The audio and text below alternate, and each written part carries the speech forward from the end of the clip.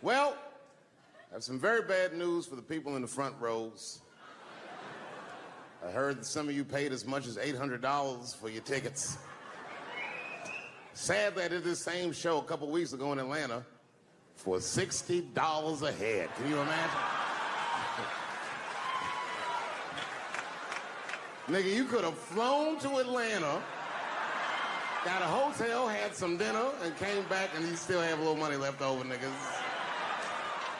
Paid way too much just to see me in this gay-ass neighborhood. All right, let me roll up my sleeves and tell these pussy jokes. Will told me to say there hasn't been this many pussy references in this room since Cats was here.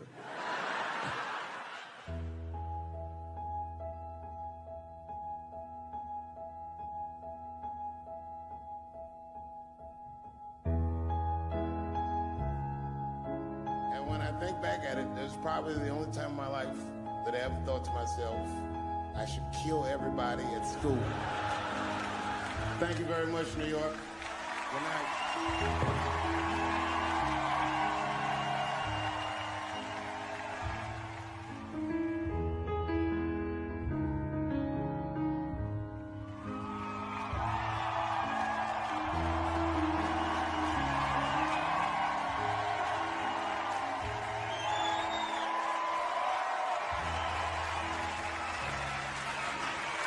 Thank you guys very much. Boy, I gotta tell you, man, I've been doing this set all week, and boy, I've been telling these jokes, and sometimes niggas look like they're in actual pain over the jokes. None of it's that bad to me, but I understand why it could hurt some people's feelings. So tonight,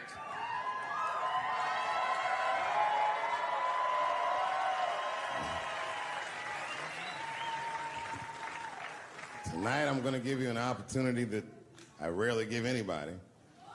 I'm gonna let you say whatever it is you need to say to my face, or ask me whatever it is you want to know. But there are no dumb questions allowed. If you ask a stupid question, you'll be asked to leave.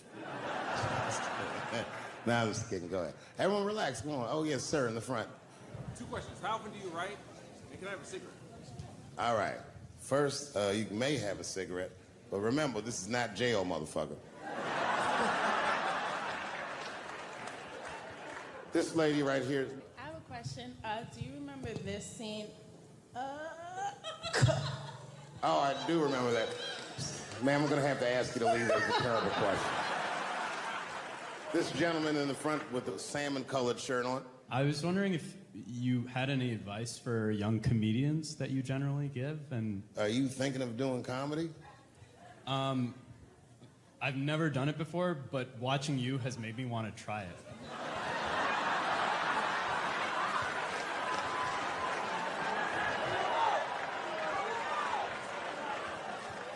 I don't know if that's an insult or not.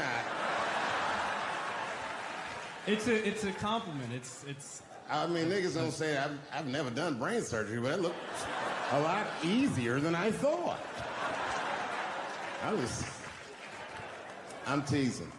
All right, here'd be my advice. Okay, I don't know how comedians start nowadays, right? But what I would suggest is just start.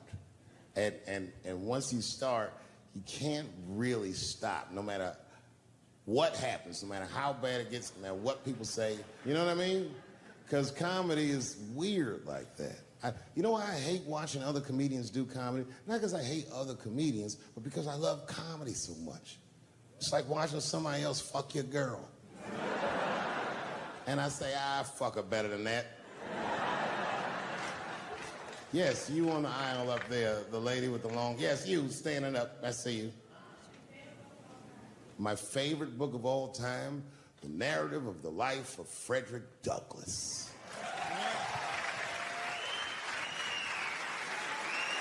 That guy with the baseball hat. Marry, fuck, kill, Michelle, Rihanna, Oprah. Wait, who's Michelle? Oh, Obama. Well, sir, you're putting me in quite the pickle. I can't say I'll fuck Michelle Obama. That's insane. Well, I guess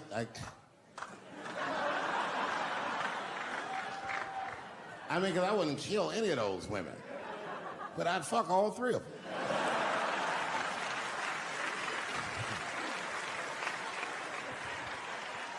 The gentleman in the blue Oxford standing up. Tell us a story with Charlie Murphy. Tell a story about Charlie Murphy? Or your favorite. Boy, there's so many good Charlie Murphys. You know, the thing with Charlie Murphy is he used to just make us laugh all the time. And I used to ask him about all the old Hollywood shit I was curious about. Like when they used to accuse Michael Jackson, I remember asking once, I go, Charlie, do you think Michael Jackson actually did those things? And he said, let me ask you a question, Dave. He said, say it is illegal to fuck women. How long are you staying out of jail? So God bless Charlie Murphy, wherever you are. Charlie, I love you.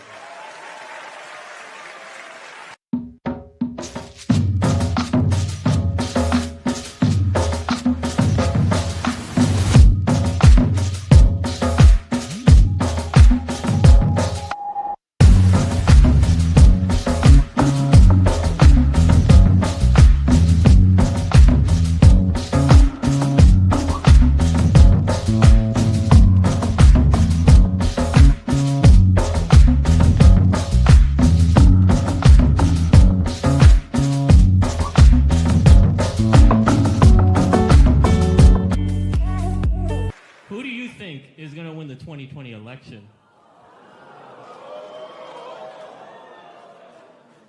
All right, I'm going to put a pin in this, but I'll tell you right now, fella, I don't know, but I think Trump has a better shot than a lot of people would like to think. I'm just saying, it all depends on how the left talks. The way we're talking is not going to win the fucking ball game. Donald Trump's over there on the right, grabbing handfuls of pussy. Joe Biden can't even smell hair over here. Fuck this time. All right, man, go ahead. Thank you so much for this show. And How old are you? 25. 25? Yeah. Boy, don't let R. Kelly see you. He's gonna pee on you by accident. Oh, my bad. I thought she was 15. Yuck. I'm totally joking. I'm sorry. My question is there anything you've learned from another comedian that you feel like will stay with you for life? I tell you what, miss, that's a good question. Yes, is the short answer. A longer version of it is this. I was raised by comedians. I started doing stand-up when I was 14. The other day, I went to a comedian's funeral, and I realized as we was putting this motherfucker in the ground that these people are at least as influential to me as my family. I rock with these niggas till the wheel falls off. We fight and we fuss and we are jealous of each other and we get mad at each other, but my life wouldn't have been what it was without each and every one of them, and I consider them my family. That's the answer. My favorite club in America is a club in San Francisco called the Punchline. It's a very small room. It's a 200-seat room. And I was working out the material that was going to be the show tonight. I still hadn't figured out exactly how to say what I wanted to say, but I was doing pretty good. And I was doing some Me Too jokes. And a woman stood up from the audience and she was crying. Clearly, it was a white woman. She says to me, you can't say that. It's a 200-seat room, it's a very small room. I'm like, what the fuck are you, like, miss, are you okay? What are you doing? She says, you can't say that. I said, yes, I can, it's my show. I'll say whatever the fuck I want. The crowd's like, ooh, like this. And then she gets up from the table and she starts making a big, like, show, just pushing through the aisles and all this stuff. And there's like a curtain right before the front door. And she gets to the curtain and she's crying. It's fucking crazy. She says, I'm sorry I was raped. It's a fucking comedy club. It's like loud farting getting out of an elevator. Nothing funny can happen in here. Now I'm trapped in a room with this woman's fucking stink.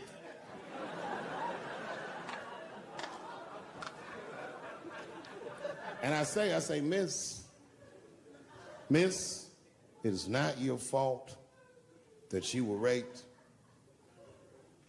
but it's not mine either. Ta-ta, bitch, like this.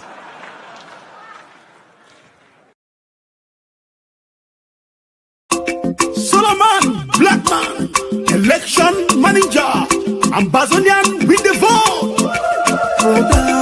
Election don't go. Yes, As we dey vote, we go.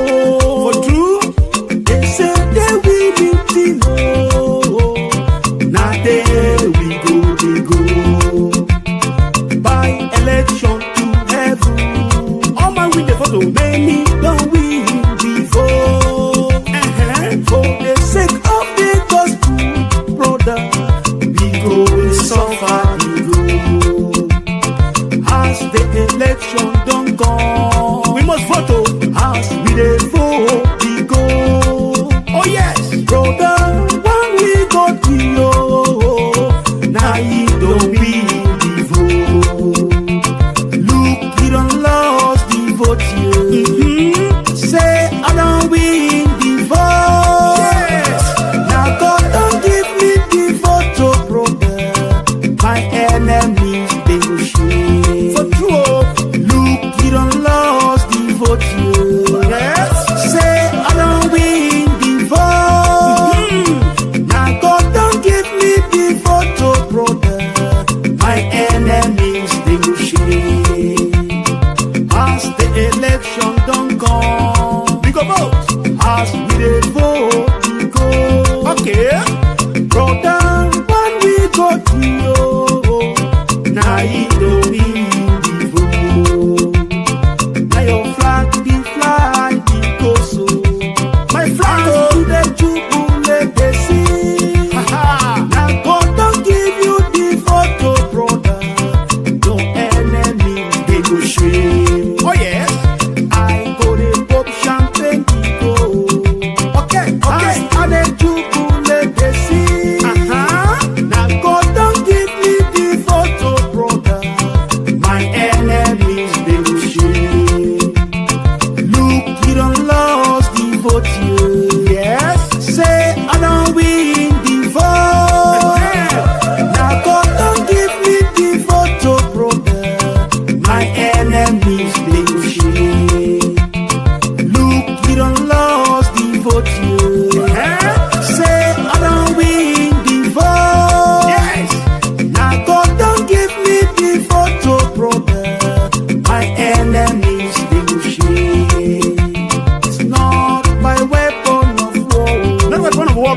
No, your multitude of soldiers. Not been a plain soldier. By the salvation of God, oh brother. Now you don't give me the vote. I've been campaigning for so many years, so under the rain and sun. Oh, sweat, brother. Finally, God don't give me the vote. My enemies, they will shame. I go to jubilate the sea. Oh, yes. Oh, yes. This praise is to God. Uh-huh. It's by the salvation of Thank God. you, Lord. Thank you, Lord. Now you don't give me the vote. Give praise to God, though.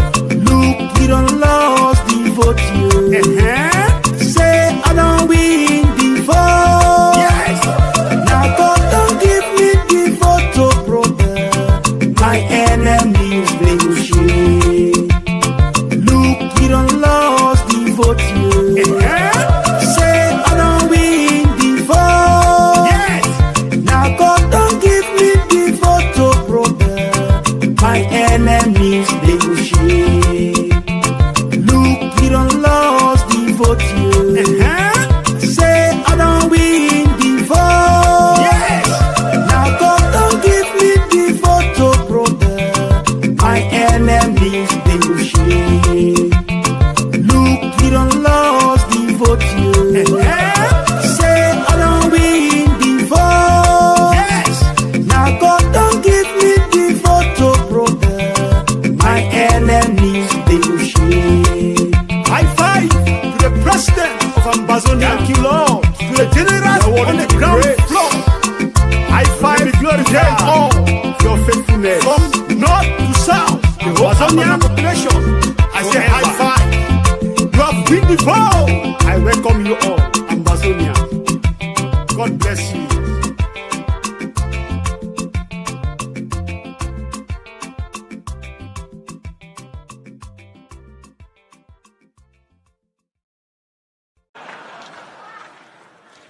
Storms out. Now the room is very uncomfortable, but I managed to get the crowd back. But I'm like, you know, a little traumatized. Same show. There's a trans woman sitting in the audience. This is a true story. This was like a few weeks ago. I did 6 shows that weekend. This trans woman came to 4 of them. Calls herself Daphne. Man, this chick Daphne was in there cracking the fuck up at everything I said about everybody. It was amazing. She was laughing, and it was fun to watch her laugh. You could tell she was letting go with something that was heavy, and she'd throw her head back, and she'd smile with all her teeth. She was having a great time. And the more fun she had, I felt bad, because I knew I had some trans jokes to unload. And I thought to myself, maybe I shouldn't say these jokes because I don't want to, like, fuck her evening up. She's having so much fun. But then I thought to myself, well, if I can't say it in front of her, should I say this shit at all? So I let her rip. To my surprise, Daphne laughed harder at the trans jokes than anybody in the room. In fact, everybody in the room would look at her to make sure it was okay.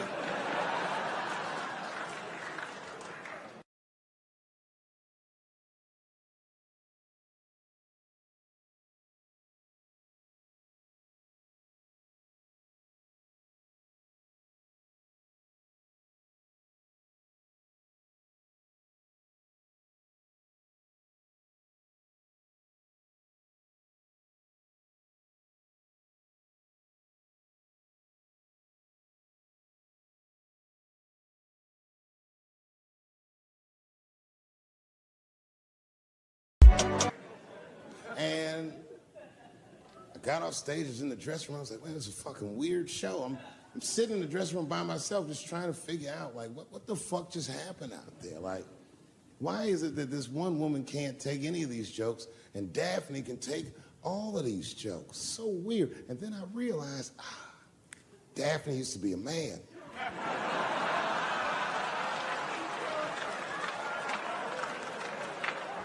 So now I go out of the dressing room and like you can see like all the staff was there like cleaning the club up, the audience had gone, and sitting at the bar by herself was Daphne.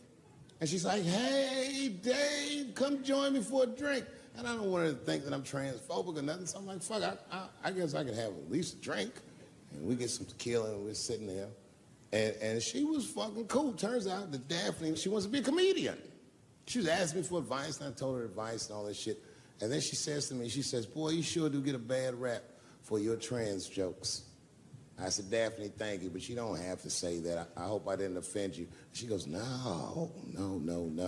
She said, in fact, I read about you in the New York Times. I said, you did? She said, yeah. She said, I thought it was interesting that they blamed you for R. Kelly. They said you normalized him for telling jokes about him. I go, yeah, they said that. She goes, I wonder why they never said that you normalized transgenders by telling jokes about us. And I'd never thought about that. It never occurred to me. And we started making out. And then, like, I reached up just to see what it felt like. I was like, what? And it felt like pussy, didn't it? It was just like, go ahead, ask me a question. What the fuck you gonna do if Trump get reelected? What am I gonna do if Trump gets reelected? Probably get a significant tax break.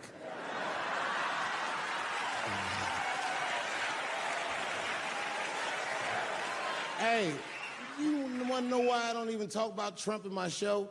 Because that motherfucker is not the hokey pokey. He is not what it's all about.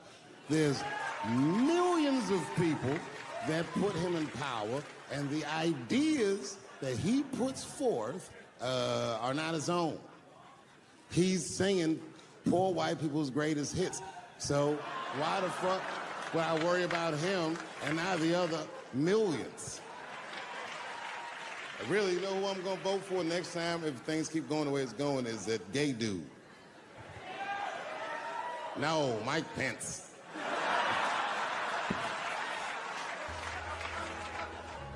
Now, this is the same club, the Punchline.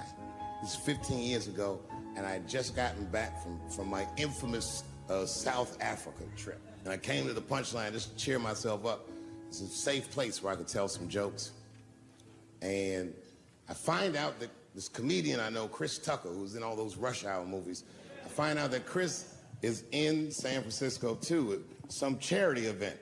So I call him, I'm like, yo, I just saw you at some charity event. I said, I'm doing a show at the Punchline. Why don't you come by the club after your event? He's like, cool, Dave. I thought you was dead, nigga. I'll come by. He says, is it okay if I bring some friends? Because, you know, I'm with a lot of people. I go, man, you Chris Tucker. You can bring whoever the fuck you want. And then I show up to the club late that night. And I walk into the dressing room. And sitting in the dressing room is Gavin Newsom, who at the time was the mayor of San Francisco, but now he's the governor of California. And sitting next to him was Kamala Harris, who at the time was the DA of San Francisco. Now she's the senator from California that's front-running on the Democratic ticket. And sitting next to her was Al Gore. It's fucking weird. And sitting next to Al Gore was the guys from Google, Sergey, and I don't know how to say these. All right. And it was Chris Tucker and Ben Jealous, who at the time was the president of the NAACP, who was all just at this big charity dinner, and Paul Mooney was drinking scotch. And we all was just in there. And, you know, first I was a little uncomfortable when we started talking, and we all got along really well. At some point, Kamala Harris she says to me, she goes, you know, a friend of mine is announcing his candidacy for president tomorrow. I went to college with him. I'm like, what? I go, Barack Obama? She goes, you've heard of him? I'm like, yo, I just read about this dude. And she goes, yo, yeah, blah, blah, blah, we talking. She goes, you know what? She says, let's call him on the phone. I said, what the fuck? And she picks the phone up and she dials and she's listening like this. And she goes, this is voicemail. And she gives me the phone, she goes, leave him a message. You know, I didn't know what to say. I just said what you say to any black dude that's running for president. You know, stay low, running a zigzag pattern, this kind of shit.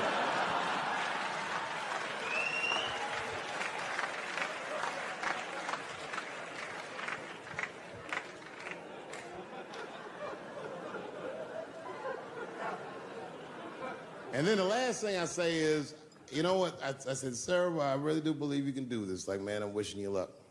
Now, next day I wake up and go for coffee at a place called the Embarcadero. It's like an eatery by the sea in San Francisco. And I'm walking to the coffee shop, and there's a police line, and I can't cross the tape. But then I figure, fuck it, I'm Dave Chappelle, so I go into the thing like this.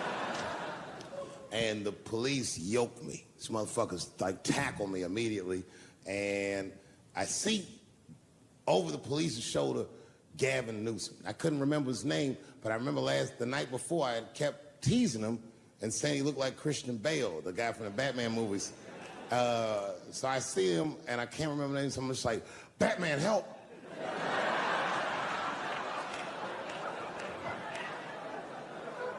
And he stops, he's like, Dave?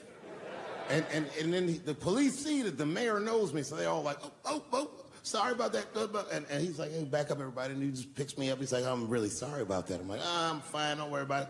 And he's like, listen, I'm here with Prince. Would you like to meet him? I'm like, I know Prince. That's my nigga.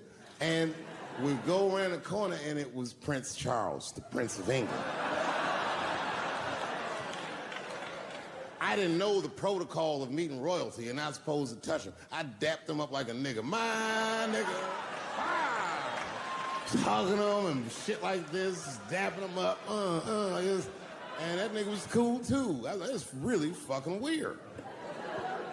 And then I was just out there in the upside down, not having no TV show, trying to figure life out. And the election was going on in the background. And this guy, Barack Obama, was picking up steam. This motherfucker was killing it.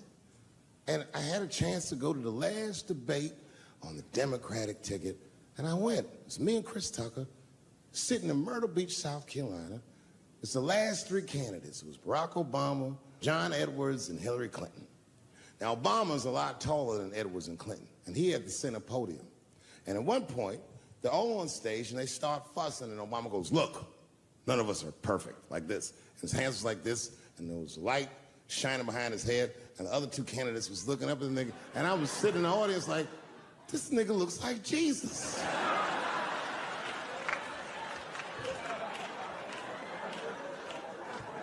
And I realized in that moment that I was looking at the next president of the United States. I was certain of it. I couldn't explain it, but I knew what I was seeing. And I got really excited. And I'm not that kind of guy. I said, I gotta meet this motherfucker. So I stayed. They were all on stage doing interviews, and I just waited. I was waiting and waiting, and then John Edwards was done with his interviews first, because everybody knew he wasn't gonna win. And I see John Edwards, and I said, hey, Senator Edwards, I just want to say hi. And that motherfucker looked at me like, I'm like, fuck you, nigga, you gonna lose anyway. And then he left, and then Hillary Clinton just walked by me in one of them Steve Harvey suits.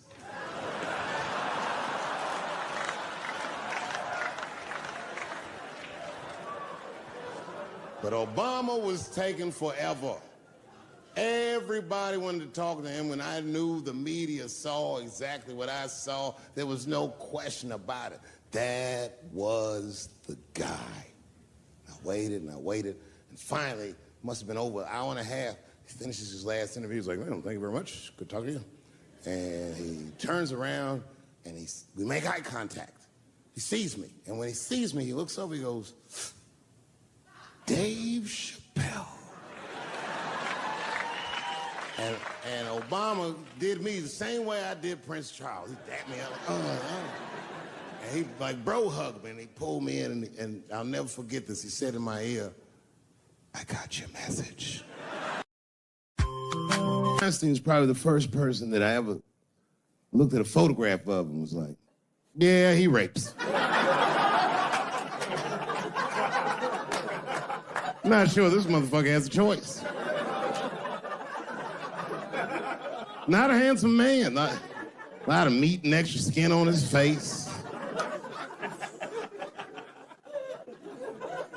Yeah, he's ugly. You know the sad part is, he's done so well in life, he probably doesn't know he's ugly. You know, when you're good looking, everybody will tell you, oh, you look wonderful, you're so great looking. But when you're ugly, you gotta figure that shit out for yourself. It's a lot of putting clues together through the years. Why am I not getting in the club? I got all the right shit on.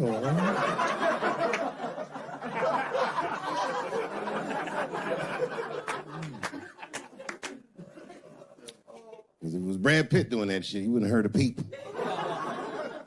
The girl would just come back down like, I got the part.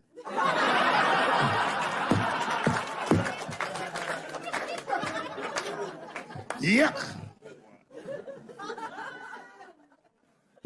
And yet, it is important that I acknowledge, ladies, you are absolutely right. There you go.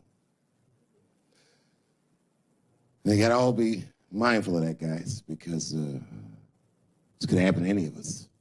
It could happen to me. I can see that. I see myself showing up. Hi, I'm here for my 3 a.m. with Mr. Weinstein.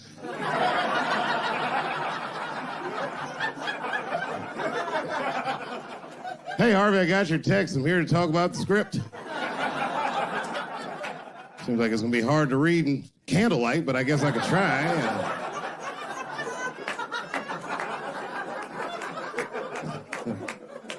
Sound like a fucking nightmare. Could you imagine that shit? Could you imagine if he was in a business meeting and a motherfucker pulled their dick out? In the middle of the meeting, I'd be like, Yo, my man, this is the most unprofessional shit I've ever seen in all my days. Just let me finish, Dave Chappelle. I'll put you in all 3 Lord of the Rings.